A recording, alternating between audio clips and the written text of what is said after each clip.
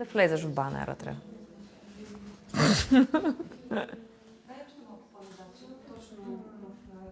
Ама тук знаеш как прести.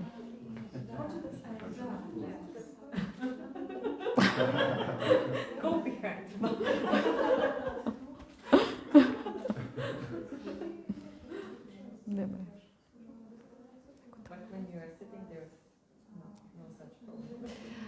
Здравейте, добър вечер. Много ми е приятно, че сте тук с нас. Ще превключа само, че на английски, заради нашите гости. So hello and welcome to Plовdив. We are very happy to be here. My name is Adriana and I'm one of the complex team. Here is also Bojana Gilrova. Together with the Hungarian Institute, due to their initiative, we've started at the beginning of this year preparing a series of 5 similar events similar to this one. We started realizing them in May, at the end of May in Russe. Then we had the pleasure to visit Gabrovo, Burgas, Varna, and this is the final event from the series.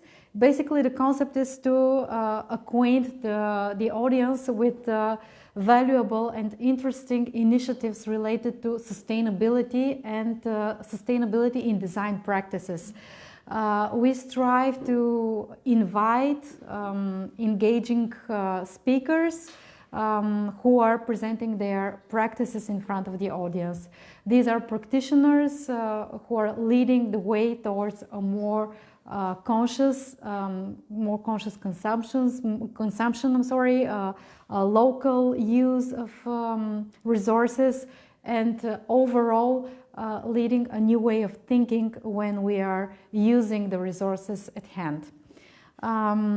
We are very proud that today we have 2 Portuguese designers, 2 representatives of the Portuguese scene, whom we admire a lot, and we cannot wait to hear their stories. But before that, I would like to give the floor to Anaisa to present the work of the local cultural institute in Bulgaria.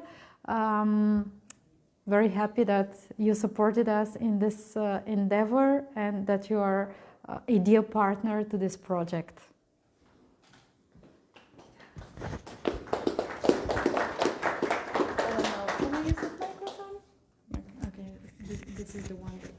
This is the one that works the best, okay? So that people who are following us can, online can also get the sound.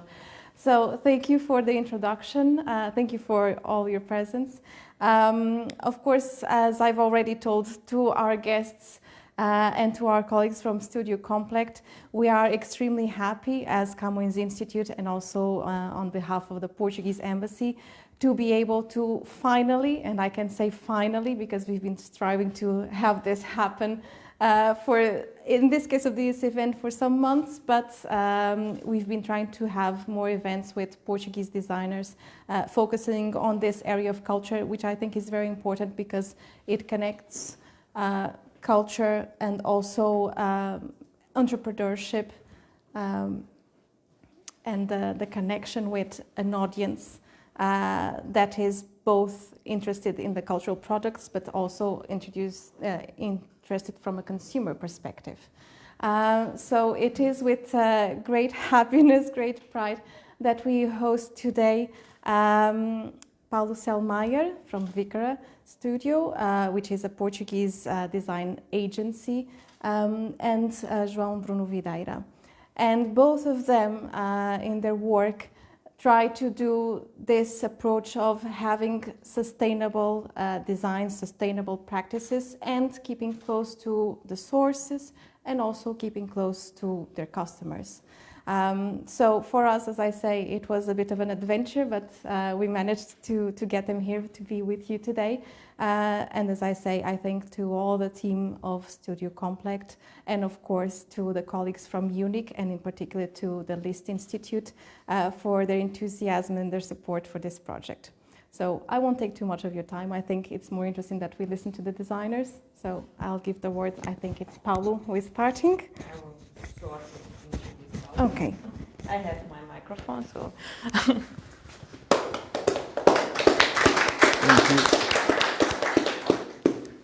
Thank you very much, Anaisa.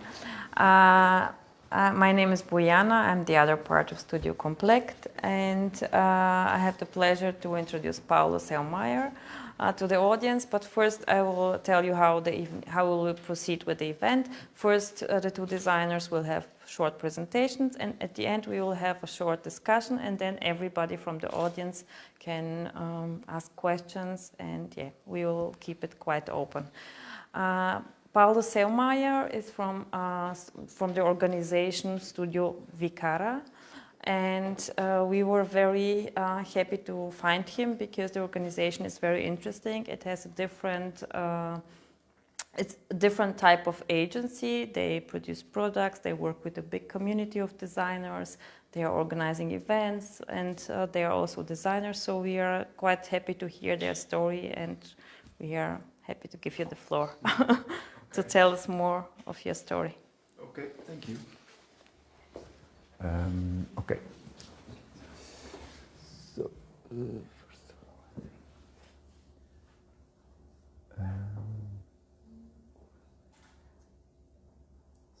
of all, hello everyone. Are you well? It's a pleasure to be here, and I would like to start by showing my appreciation to the people that invited me to be here, invited us as Vicara agency as well. So to Anaís, to Sandra, well, to Adriana and Baiana especially. Thank you for the invites and thank you for being here. I hope you enjoy what we have to show today. So. Basically, I studied, so I am the creative director of Vicara, which is a design agency and editing brand from Portugal. We are based, so first, who we are. So we are basically a team of 5 working every day on different, different tasks, with different responsibilities.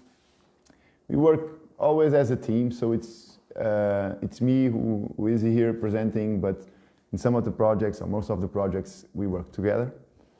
We are based at Caldas da Rainha, which is, well, a city, as you can see, a little bit in between Lisbon and Porto, which are the 2 biggest cities in the country. Near the sea, near a ceramic cluster and a glass cluster, so there's some industry but also some tradition. And there's also like a good design school where I and most of the team attended, which brings a little bit of vivacity and livelihood to the community. There's also, great food. If you ever come to Portugal, please visit us. So, this is basically our studio / shop / gallery. We just recently moved, so at the beginning of the year, decided to move to a place where we could have more light, so we can welcome people that wanted to visit us and buy the products we sell, and also have our meetings and talks and discussions. But this is, Tanya. She's with me for some long time now. So this presentation is talking about sustainability in our practice.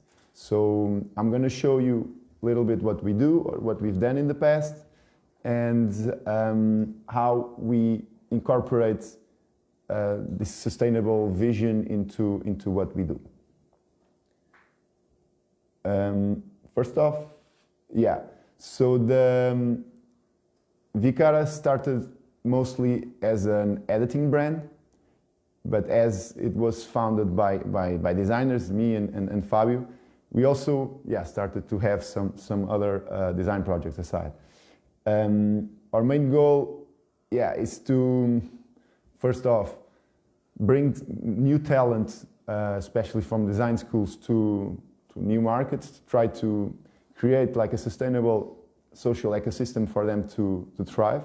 So first years, first projects, first exhibitions, we really help on putting and setting up and answering a lot of questions young practitioners have. And then we have this more mediator type of approach as a design studio, where we work with companies, with cultural institutions and municipalities, and also on self-initiated projects. We're already 10 years, so last year we celebrated 10 years, and I decided to invite 10 designers to make 10 candles. So I'm gonna show you a little bit of what we do by showing you our website. So we think the hands are a bit part of everyday objects, and really closing the gap between making and who makes them and who handles them. So we go under this slogan, crafted design objects. So the main collection, then there's Tashku, the candle collection, some special pieces, and a little bit about us and the journal. So as we do some different things, I'm gonna run it to you real quick. So on products, you can see, so we have two main brands or collections, Vicara and Tashku. Then we have some crafts and a lot of and all of these names are designers or artists that collaborate and collaborate with us, in which we edit pieces from. And the studio is a little bit where we have some our projects. So this was done with the municipality in the south of Portugal, where we were invited to curate like a residency between designers and craftspeople. So it's still undergoing the final results. We actually understood something important in this cross field approach, which is we didn't want to have like an extracting type of attitude, or appropriative type of attitude. So we kind of like decided to make some designs that the artisans themselves would then sell. So like more giving than taking. So these are the people, some faces. I think it's always nice to show people's faces. It's important to recognize and to appreciate who helps us build the brand, whether being designers or communicators or craftspeople or the team. So, and then we have these are the materials and some of the networks we are part of. Portugal Manual and Michelangelo Foundation, basketry, pottery, ceramics, glass and wood. This is all made, so these techniques are all made or practiced or produced in a 50-kilometer radius, apart from a project which I will show you in a bit.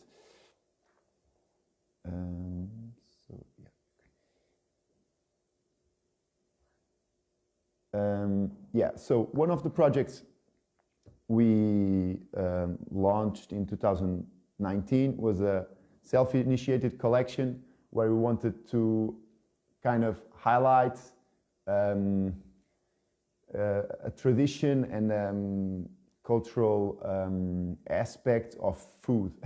So there are like traditional places in Portugal to eat are called tascos or tascas, and usually the food is served in terracotta, so in red clay.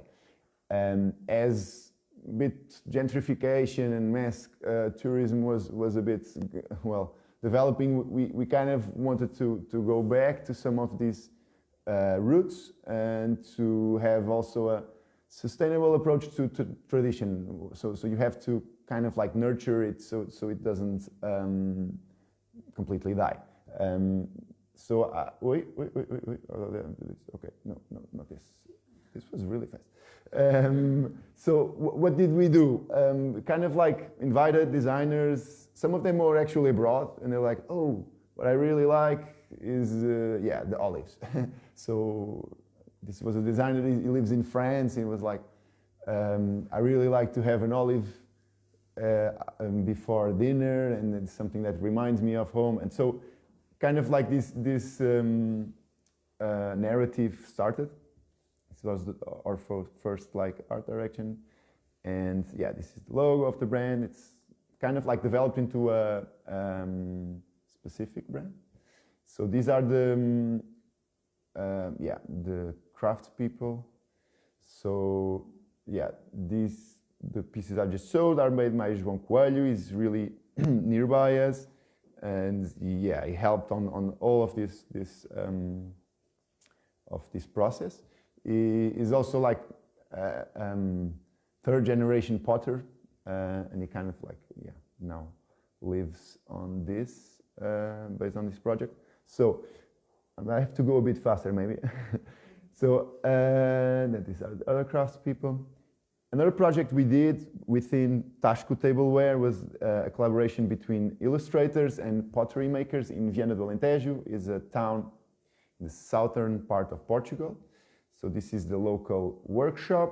We invited 4 illustrators in the first edition, and then again 6 and 3 designers on the second edition. These are both son and father. This is a little video. I will show you a bit about about this. Maybe I really have to go faster, right? So just to give a bit of the atmosphere, I think it's also important. Everything is, well, in Portuguese. I will try to highlight a few things. Yeah, this is basically the master potter saying that, I mean, for him to learn the trade or the craft, he started very young, doing everything the master said, and before he even got to make a pot, he was like, he was already 18. He started at 14.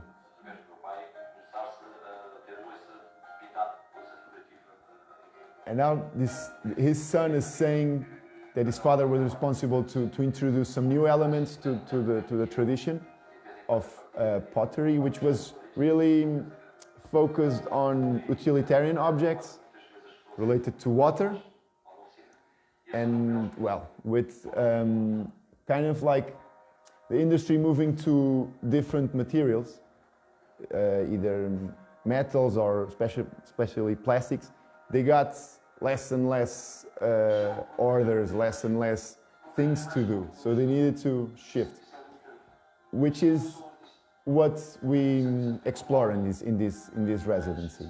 Every illustrator brings their own feeling, their own sensibility to the project. And yeah, as the, maybe turn off this. Are you still listening? And we try to keep everything really local, everything really close, with the focus on increasing. So it's craft sustainability toward with you have to turn this off. So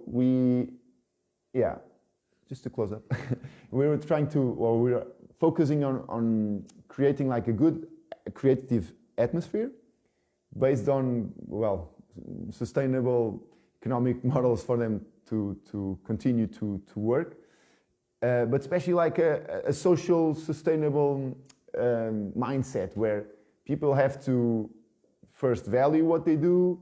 The municipality has to also envision that that's part of sustainable tradition keeping approach, and so we are building up this community within this project. It's evolved to a festival, which is going to be next year. Going to be the second edition. Something, yeah, we are, well, maybe I have to really close by. But anyway, another thing we've done with a bit before was with glass, and with a glass kind of school, where, well, the tradition of glass blowing was really going down, and there was not much any innovation or innovative opportunities for young designers. So we've made like a workshop residency with this school, and then we decided to make a few exhibitions.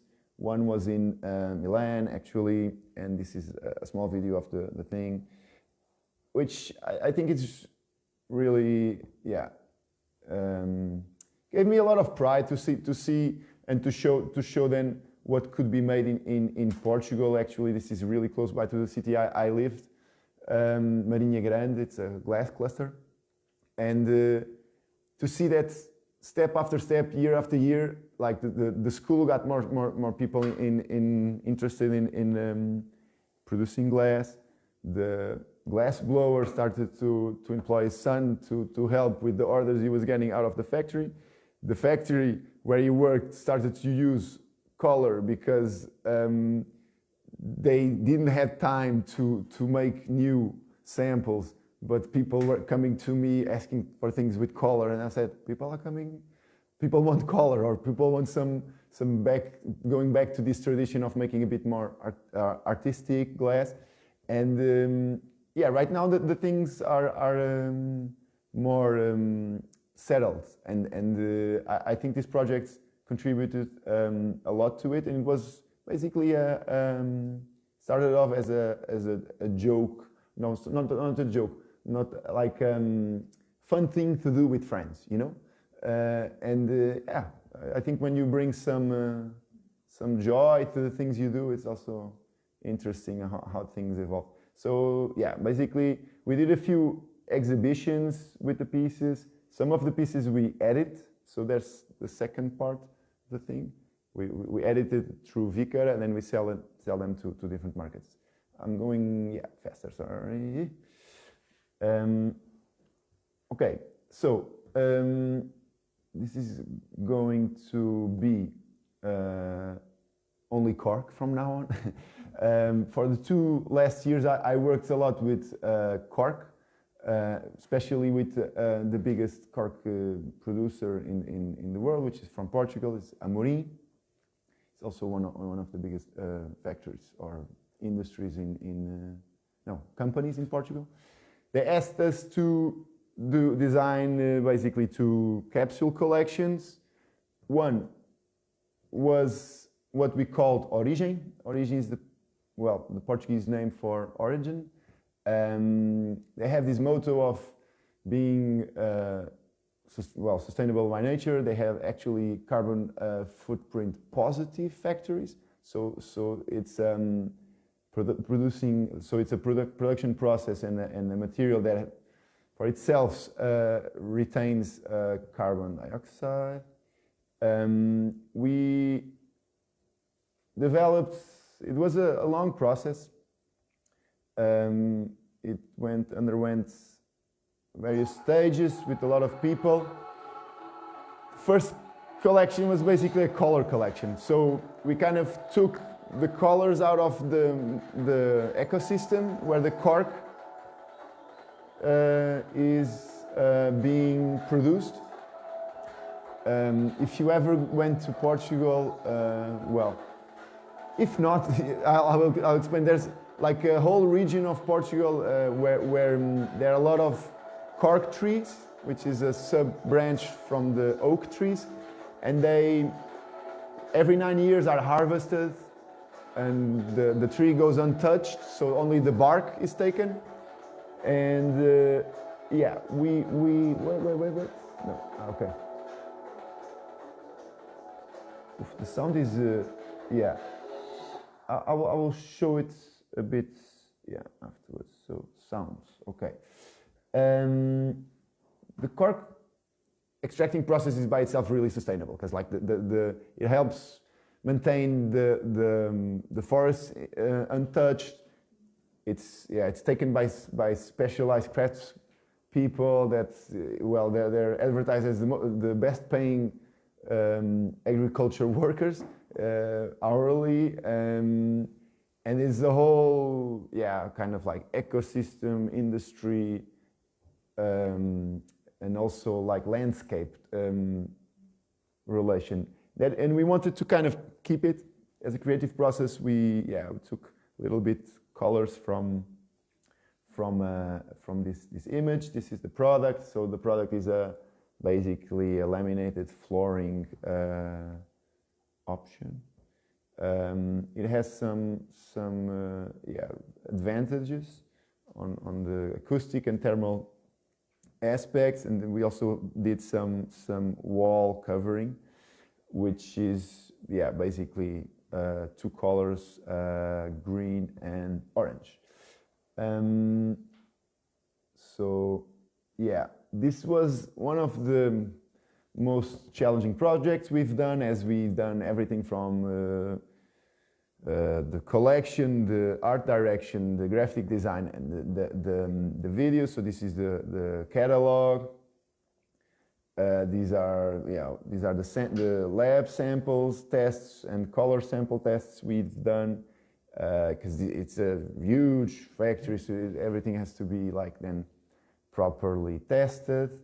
And so I'm going just to finish up. I think probably already over time, but again, while we were working with them on several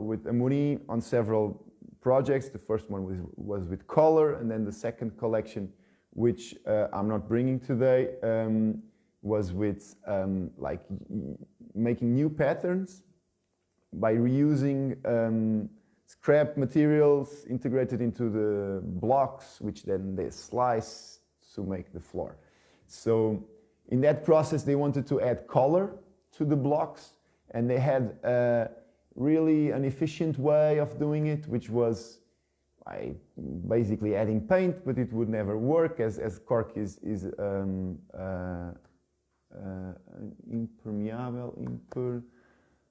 hydrophobic, so it waterproof, sorry, but hydrophobic as well. It's a less appealing word, but so we've come up with the idea of adding other elements from a different industry. We selected a wool company which has really striking colors to make basically wool wall coverings for thermal and acoustic insulation, and also like for decorative effects. So basically we had to design a new material. It was quite challenging, as most of the talks were with engineers and chemists and people from production. We had to go to this is a press, a kind of like test press, and to add these bits and to talk with the other factory so in the end it was challenging too, really challenging for us. I think the result is quite nice, and it kind of like finishes up this collaboration we had with this car company, Amorim. So it finishes up also my presentation. Obrigado is the Portuguese word for thank you. I hope you enjoyed. If you have any questions.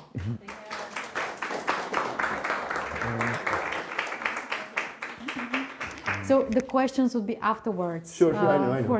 For the discussion. So I'm very glad and honored to present our next speaker, Joao Bruno Videyra. Yes. Did I pronounce this right? I was practicing in my mind. So he's a self-taught artisan, and he loves working with wool, something that you might probably missed from our interview, but he used to be a TV journalist. And when asked why he switched to this creative sphere, he answered back that artisans and designers basically are also a type of communicators, but to different audiences, and also very much related to humanity and servicing their needs. So it's very nicely put. I really liked how you transferred from one sphere to another one. But we would love to hear more from you and telling us your professional path. Thank you. So welcome. Thank you. So let me. Let's see. And now I've 11. Is it? Yes. Great. Hello, everyone. Thank you for coming, and thank you for inviting me to be here. It's a real pleasure to share with you my story, my work. I am João. My name is João Bruno Videyra, and first of all, I would like to thank also to the Hungarian Institute and to Camões Institute, and to, of course, the Studio Complete for this invitation. So my name is João Bruno Videyra, and as Adriana said, I work with wool, wool. I say it wool, my story, my life, because it's somehow it's that, and I everything is mixed, and I'm not sure. It all happened 16 years ago when I quit the television. I studied to be a journalist, and I was a journalist for some years, but 16 years ago everything changed in my life, and I choose wool. But sometimes I'm not sure if I choose wool or if wool chose me, because everything is completely intricated, and the reason I'm not sure how it happens, it's because of my personal story. Since I was a child, I am connected with wool, and that's because of my mother's history, because she was very passionate about making a traditional kind of rugs that we have in Portugal. We call it arreolos rugs, and arreolos, it's not only the name of the village where these kind of rugs are produced, it's also the name of the wool, the material that we use. It got the same name. It's a very specific kind of wool. We'll talk about it a little bit later about the material itself. But so this is the reason why I choose wool, because I had the contact. It was a very familiar material for me. I had it since I was a child. So when I decided to change my life and to create the first object that I did, which was a chair, an old chair that I decided to transform, I had the wool near me, so I choose wool to do it. So when people ask me what do you do, you work with wool, but what do you do? And I always say that I'm not only an artisan, but I'm mostly an artisan, because I work with my hands. These are my main tools and my only tools. I'm mainly an artisan. I'm also a designer, because all the concept, all the way I think about the objects that I create, about all the functionality and also an artist. I'm everything, 3 in 1. So this is what I do. And as I told you before, it was 16 years ago that I grabbed this traditional material that we have in Portugal, the arreolos wool, and I completely reinvented its use, because before I start working, this wool was only used for the carpets, for the rugs. then I started to apply it to furniture pieces and to other objects that I create. My work. It's a fusion between crafts, art and crafts, design, everything together. I don't like to see things in a separate way. I like things are always involved. We get all different influences from everything, and the combination, the fusion itself, I think it values the work. So this is the way I work. I work alone. As I told you, my main tools are my hands, and time is one of the most important things in my work, because it's always a matter of time. Time to do, time to think, time to know how to do the most the appropriate time. It's a very important equation, and this is some of the results and some of examples of the pieces I created. Not only pieces of furniture, but also objects that are completely made of wool. So, as I told you, the wool is my main material. I use the Areolas wool is a 100% pure wool that comes from Serra da Estrela. Serra da Estrela is one of the biggest mountain in Portugal, and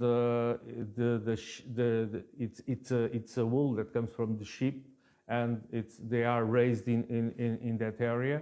And the dyes that I use are not natural; these are synthetic dyes. And there's a reason for it, because the natural dyes, although it's more ecological, it is, but the natural dyes, they don't last.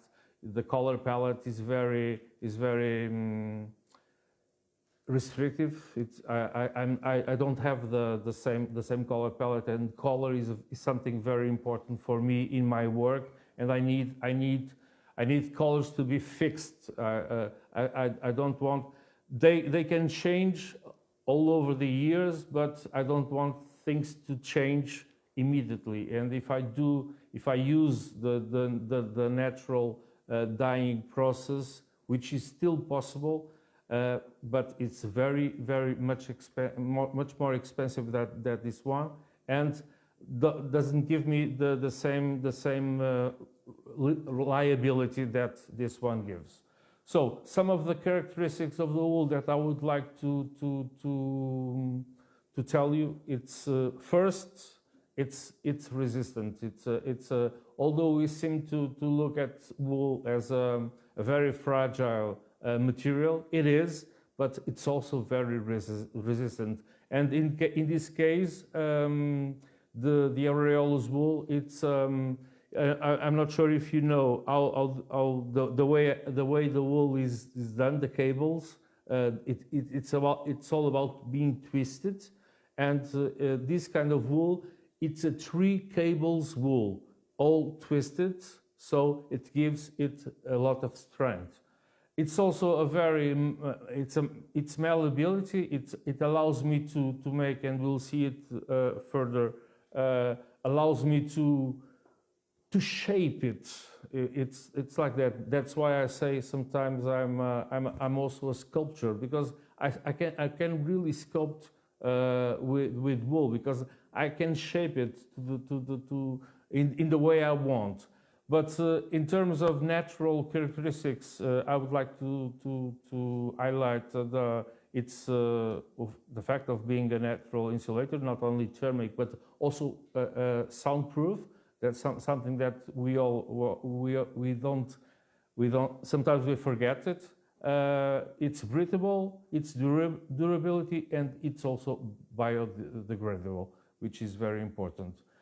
I do things to last, and my objects are if they are, the wool is, if it's well preserved, I would say the biggest enemy that wool can have it's the humidity. If it's not well preserved, then wool can be completely ruined. But if it's well preserved, the wool lasts forever. That's for sure. My process is, in terms of work, again, the time. It's very, very, very important. As you can imagine, it's every piece I made. It's a lot of threads and millions of threads, millions of kilometers sometimes of threads that pass through my hands, because everything is handmade. This is just an example of the way I do it.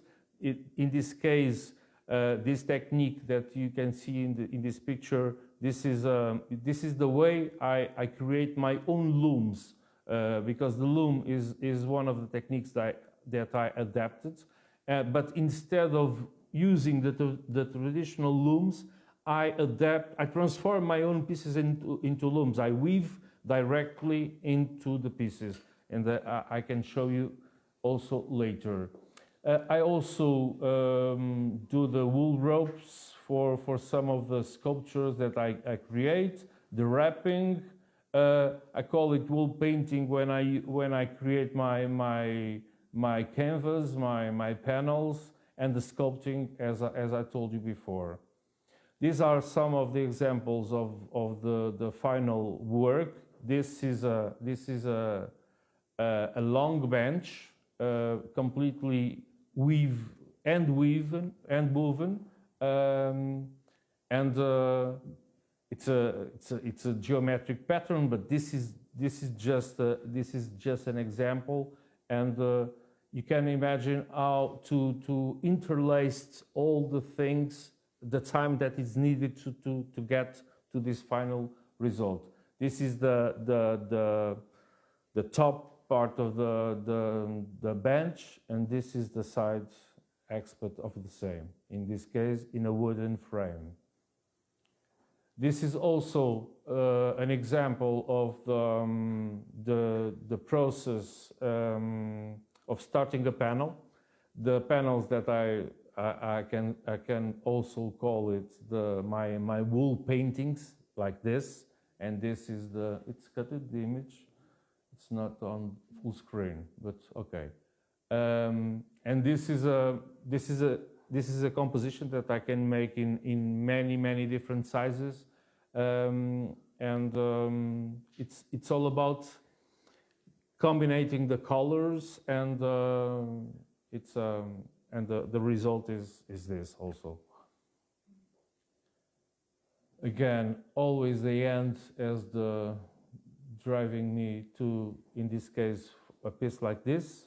This is a metal structure that forms the cube, but every face of the cube, it's completely made of ropes that are handmade. All the ropes, they have nothing inside but wool. It's just wool.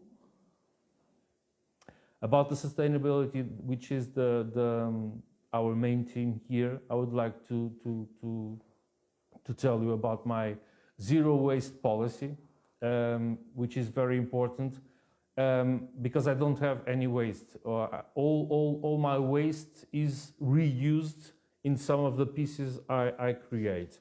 I will show you later also some of them, but I can tell you about my wool stones, for instance, which are some sculptures that I create that can be used as puffs, but inside they are full of my own wool wastes, for instance.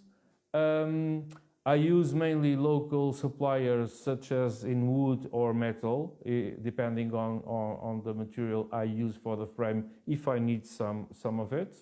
In terms of the packaging, when I ship, and I ship worldwide, I use always recycled cardboard that I created for that piece.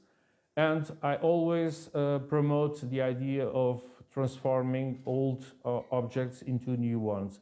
That was the beginning of my work. The first object I created was an old chair. And in the first 5 years, more or less, of my work, that was always very present in my work. It still is. Sometimes when I see I love, sometimes I fall in love with different objects and some pieces. And I always go to antique fairs, or when I see something that is quite unique, I buy it and I transform it, and I can show you some of the examples. This, for instance, I call it wool tire, and that has a reason, because inside there is a real tire that it's a reused tire, an old tire that was not, that would be garbage, or that would be recycled now. Now there is more possibilities in terms of recycling tires, such as using in for the roads and others in other ways. But when I started doing this in 2008, to recycle a tire was not that simple, and we didn't have that possibility. So this is a real tire inside. So then I clean it completely, and it's all covered and wrapped it in wool till I get this shape and this form. And this it can also be used as a puff, for instance, not just as a sculpture. This is just a little bit of one of my trees, and the trees which inspire me very much. Nature is, and mostly the trees are one of my main themes. But inside, on the border, you can see the straight line, which is a metal frame.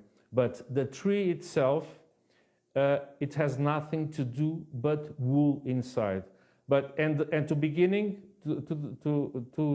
the beginning of the shaping this tree, sculpting this tree by addition, is I used again my waste. I have a lot of waste. I start to shape it, and then I start to wrap it. It's all a process till I get the shape that I need. So this is an example of the way I use the waste. This is an example of the way I use old pieces. In this case, this was an hospital old stretcher that I removed the top part and I transform it into a sideboard. This was an old bed, and now it's a lounge. It's a different piece. And finally, these are my wool stones.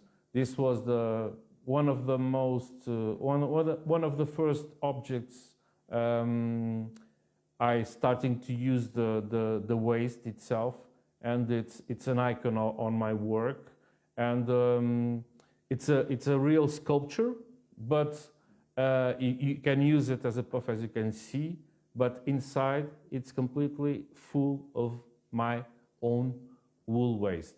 And this is my contribution to at least in my work to promote an idea of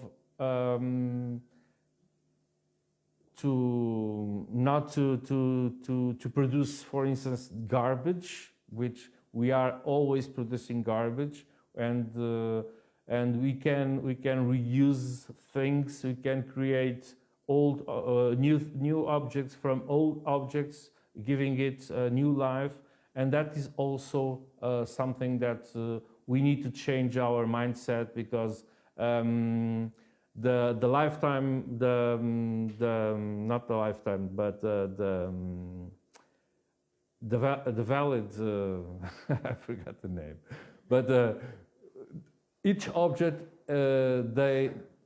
the life cycle of each object can last longer, of course, and that is something that we really need to change. And if we do it, I think it will have a real effect. And thank you for having me. This is my.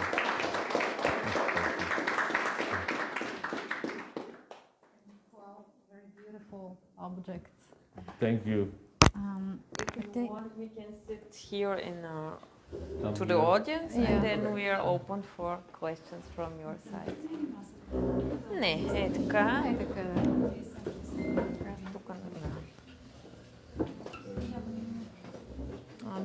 If I sit here, is it okay? Okay. Where are you gonna sit? Here next. Yeah. Okay. Perfect.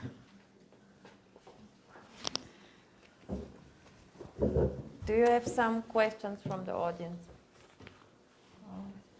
I have one for Paul. Yes. Hello, I'm operator in this gallery. I'm ceramic artist. So I'm interested in this studio, and I didn't hear from any information. What is your customers? What is your clients? It's a big restaurants or people who buying for a table. So, Can I first repeat the Yeah, sure. question so that the people online hear also the sure. question? The question is to Paulo, what kind of customers Vicara Studio has? so thank you for your question. Regarding ceramics, we sell to concept stores, gift shops, museum shops, but also to hotels and what we call hospitality sector. So it's a mix. And also to private customers through our online shop.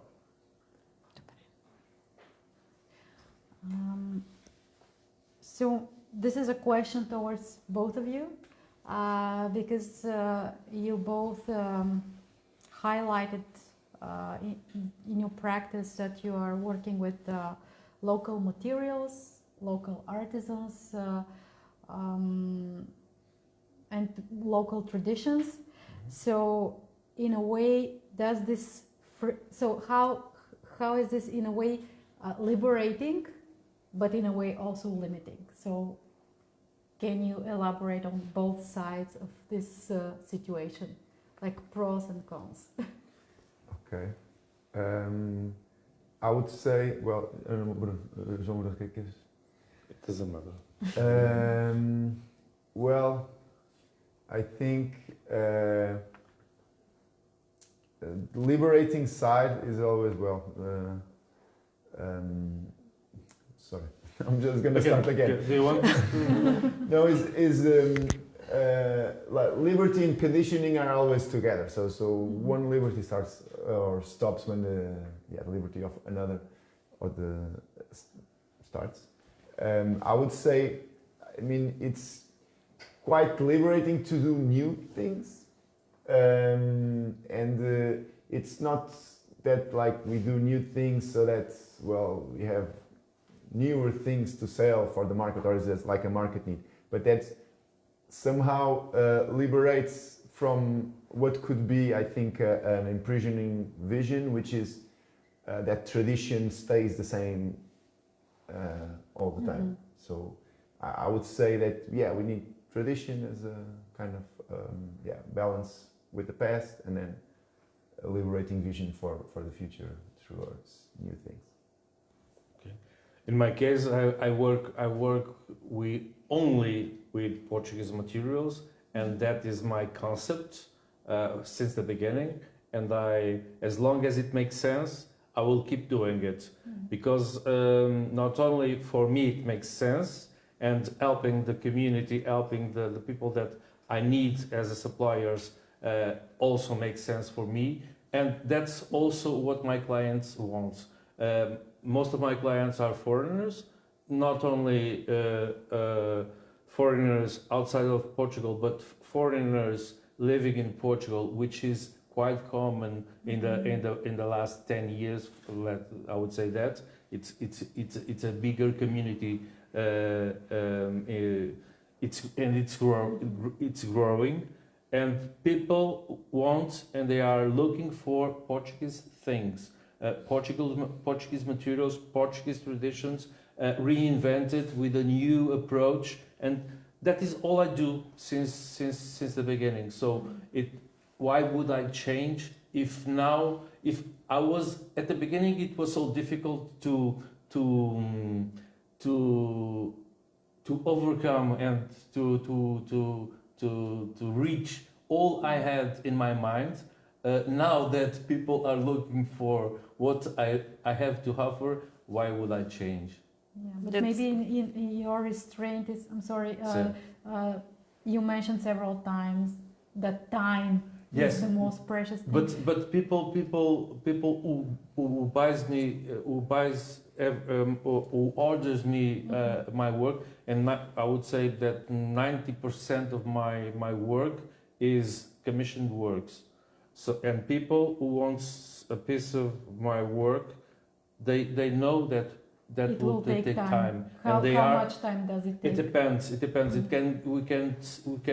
We can be talking about 1 week for a bench, for instance, or we can talk about 1 month for a panel, 3 months for that blue tree, for instance. It depends, and also depends on the work that I have. Because that's also because I work alone, I have to schedule everything. But people are looking, and people are they want to wait. They understand that they need to wait because they will receive something that is made especially for them. So you're not interested in upscaling your business? Or is it possible when we're talking about It is possible, but sustainability and upscaling? Yes, this is very interesting also. Yeah, for sure. There are some. Yes. No, I just wanted to ask if you see in recent years a bigger interest in your work, because like you said, you started because you're interested in wool and in making sculptures and working with it. But now, in recent years, sustainability is a big topic, and your work is really in the focus of this. Yes. Do you see a bigger interest in your work because of this topic? Yes, also. And can you elaborate more on this? People, it's also about people not only appreciating the kind of work that has this kind of practices, but to know all the origin of the materials, also the way it's produced. People want to buy things that they identify with. So, and when they meet me, and when they know all the things that are involved in the processes, and they appreciate that, and that is something that is they consider it a value. So do you put efforts into educating the audience, telling them these stories beforehand, and maybe communicating these precious stories to them? Yeah, I think it goes both ways. The consumer is also conscious, not only us. So they also look for and have an eye for things that kind of speak this language, that things are not mass-produced, that things have a loving, handmade story, and we take then care of communicating some redundancy by showing the packagings, the way we kind of handle the people. So yeah, there's some effort, but I think that in the end, if you have to communicate the double to pass a sustainable vision, then it kind of mitigates all the effort you have on yeah, just working sustainably, you know. Okay. Yeah. Is it possible to work on the sustainable? Because like we mentioned, this is a series of events and we have different practitioners as our guests, and this is also a big topic. Is it possible to, like you said, for the colors, you can't be sustainable because this is not lasting. What do you think? And for where is your restriction or limit to sustainability? Maybe Paulo? Well, in some industries we work, or some manufacturers we work with, energy is a big factor. So, but then there's so much we can do as designers and brand owners towards sustainability. So there's like a clash between what we want to do and what the system kind of is capable of adjusting to. And the compromises you are obliged, you know, to do. Yeah, so it's like a struggle, but it's not like 0 to 1. We have to go further and further. And I think there's no limit. The limit is to have the whole sustainable system. And also, if we go back a step, you know, behind the question about the upscaling of your work. So how can it be done so that more and more people have access to similar products which are consciously produced?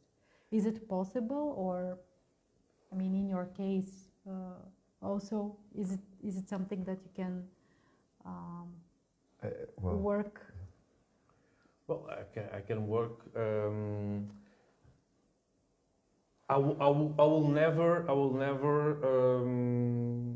produce massively. That is something that for me is obvious. And It's your ethos. Sorry? It's your ethos, and it's yes. I will never. If someone, for instance, ask me for a big order from USA or China or whatever, and that I will have to make that same piece and reproduce it in 100 times, or so, I would have to deny it. That is not my vision. That is not my focus. That is not my concept. So my way and the vision I have and the goal, my aim is to grow step by step, always with the same compromise. I will have a very short team of people working with me, because I want things to last also, and that is something I would like to. So I will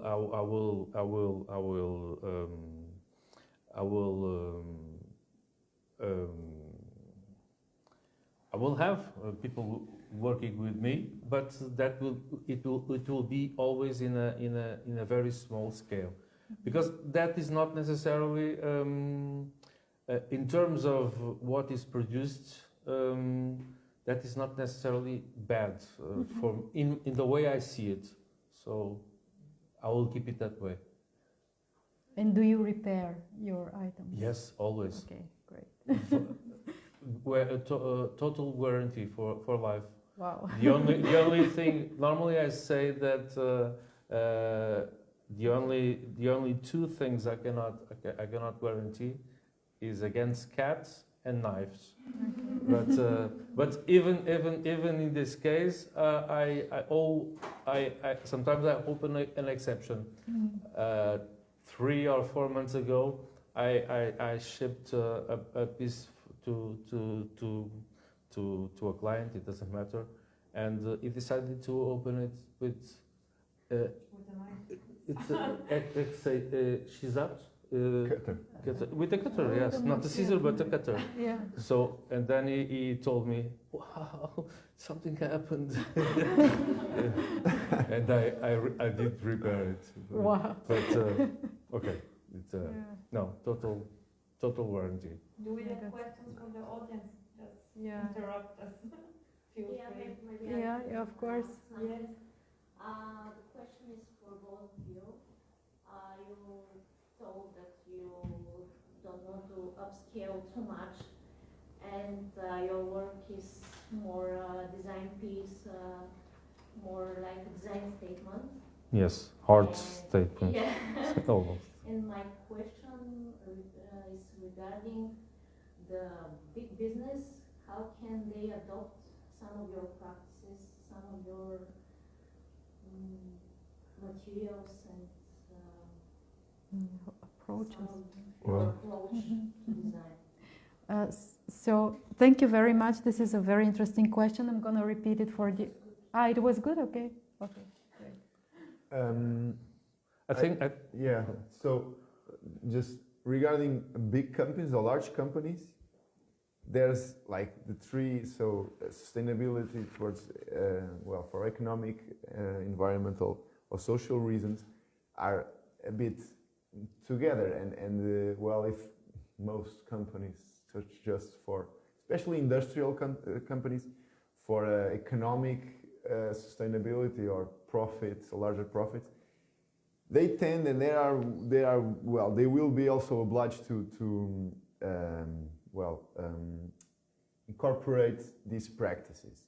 What we can do as like freer agents, I think, or smaller agents, is to have like a mindset that goes a little bit beyond just the profit, which is incorporate some social, some other beauty in things that also contribute towards this. But I would say, just to conclude, that the main solution comes from the larger companies in the way that they have more power to to make the change. make things happen. Yes, yes. In terms of optimization of resources, for instance, which is much more on their side than in ours, but I think big companies are understanding that the consumers are looking for a new product that expresses a new way of seeing life. So they have to go towards their direction. It's the only way, I think. For instance, the cork company I worked with, they own or buy the cork from a large piece of territory, actually from Portugal, and they're kind of like building up a monopoly, actually. They are a monopoly. Yeah, there are a few others, but not many, which is an interesting conundrum. So do they manage better because they're more optimized? But then, what does it leave as freedom for others to make things their own way? So Yeah, there are always these burning questions: what is good and what is bad in these situations? You're absolutely right. So being on the smaller scale is always the safest way, but this is not with the biggest impact, as you said. These are not the processes that will, revolutionize the industry. Yeah. I'm curious, Paulo, how do you choose the designers that you're working with? Because you said you're working with a lot of young designers, you're helping them do their objects, their work, and this is a very hard work and very important for the newer generation. How do you choose the designers? Well, there are a couple of ways. Some of them present their work to us. Some of them get to know through other designers. There are also some group shows I usually go, and then there's Instagram, I would say.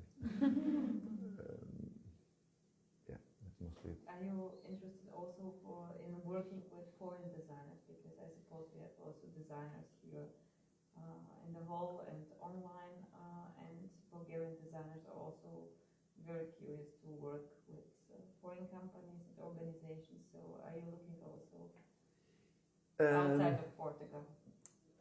Yeah, I've had that question, I think, before. I don't have an answer yet. Not for me. We work with one Brazilian designer, actually, that lives in Portugal. But it was not like a set up criteria. It was a bit of like a coincidence, and then we stuck with it.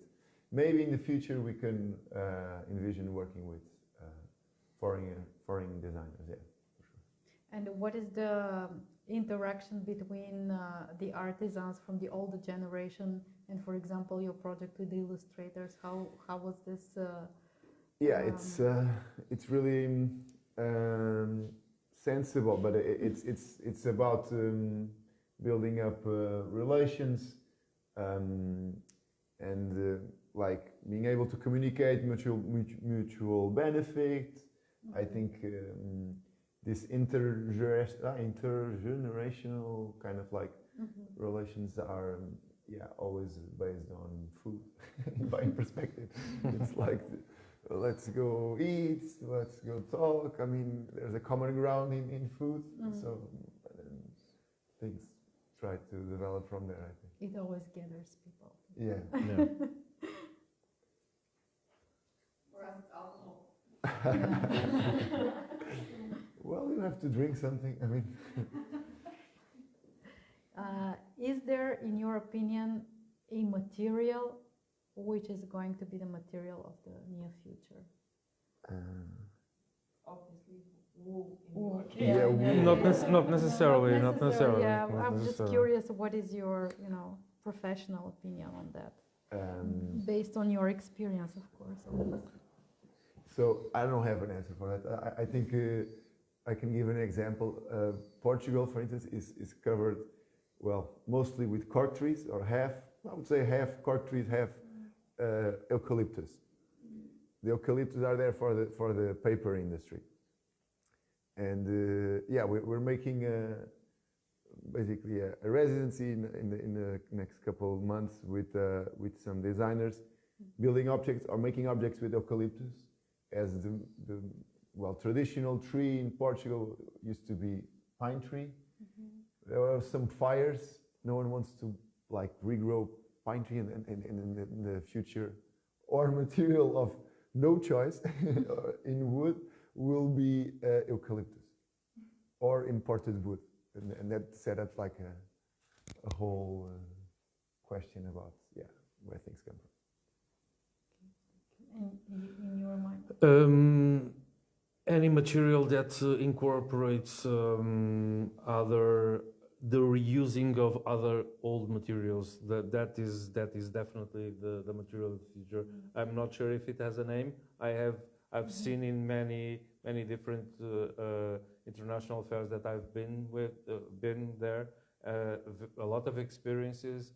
There are many people taking their time to develop and to search and to do a lot of experiences. And I really think they will manage to create not only one but several different materials that can be used in all areas of life. Actually, I found one that I'm really anxious to have it in my work also in terms of packaging. It comes from Estonian company that produce a new way of with the waste of wool also, but they are creating to replace the old bubble plastic, and to avoid it for all. They created the woola, which is made of wool waste.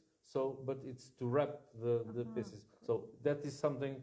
This is only an example that I remember now. Yeah. But I love cork. Cork is definitely a material that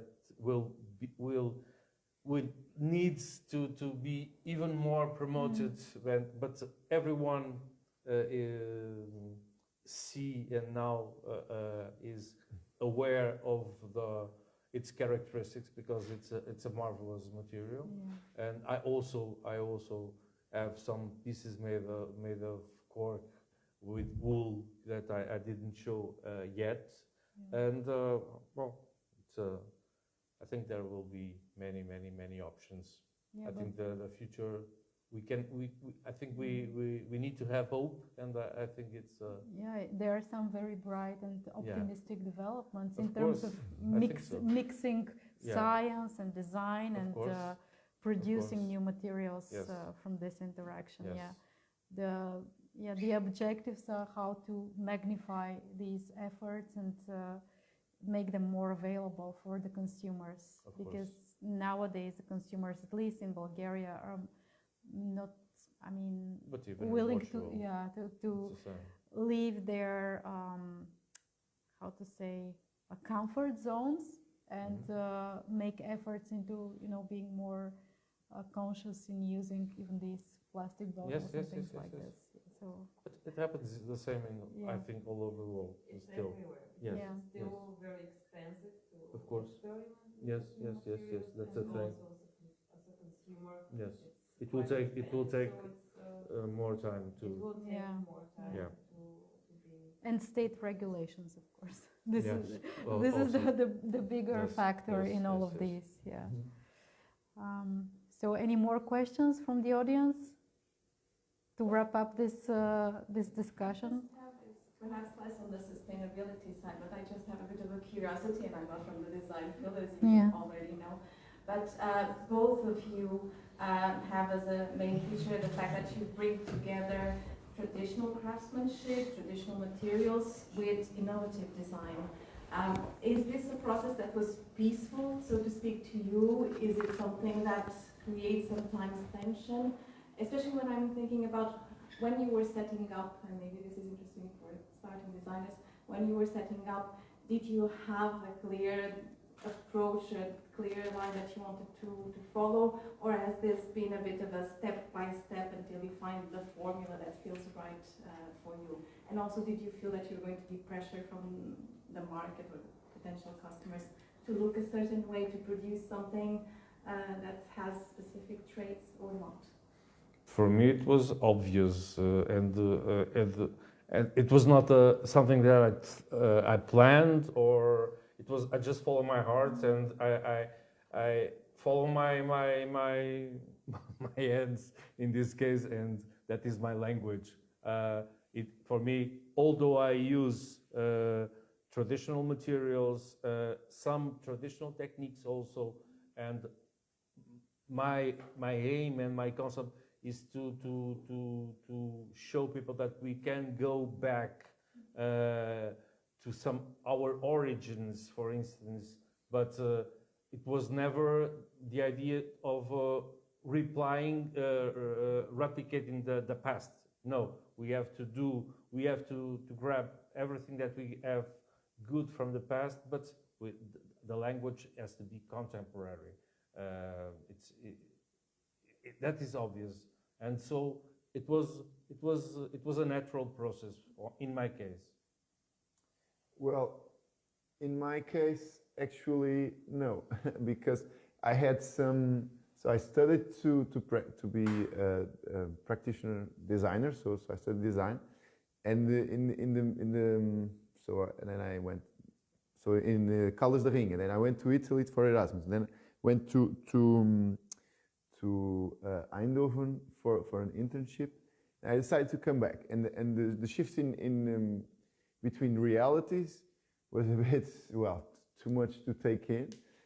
And then there was a shift in socioeconomic terms as I started to work. I graduated in 2010. In 2011, the Portuguese economy actually went pretty roughly down.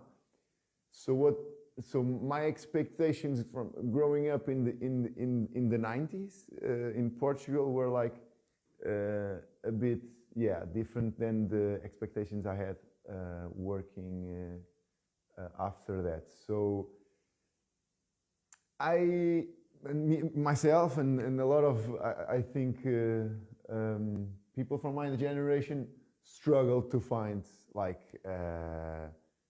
career path, a passion that they still liked, because they had to adjust a lot due to the economic reasons changing the labor market. I was really affected by it, and yeah, it kind of like drove me to finding ways of, as you were saying, not matching completely my clients, but knowing that I need to have a client to have a business. And yeah, and that was a kind of like process. Yeah. Maybe just the last question. I'm curious, how do you consult, for example, the municipality? I think on your website, the municipalities, local municipalities are listed as some of your clients. Yeah. On what topics, on what projects do you consult them? So yeah, we did one residency for a municipality in the south where they basically have a network of workshops of local crafts people that they want to show and want to preserve. There's a big tourism industry there, so they asked us to invite designers and then sell pieces, so that contributes to their development. In the other case, we did a residency with a grant we won, and then the municipality got interested, and yeah, and it was like a couple of meetings to see if they wanted to help on the continuation on the project or not. But then it turned into a festival because it was more political, and then, which is it's not like the easiest thing to do. You start focusing on how things look and like on the perspective of the politician. But as you grow older, I think you'll learn how to handle those issues. But it's credible that in conclusion, the municipalities, the institutions are interested in design as a topic to represent themselves better to people. That's good. Nice. I think in Bulgaria we are a little bit behind, but yeah. I was lucky. Thank you. Yeah. Thank you. Let's wrap it up, and thanks very much. Thank you.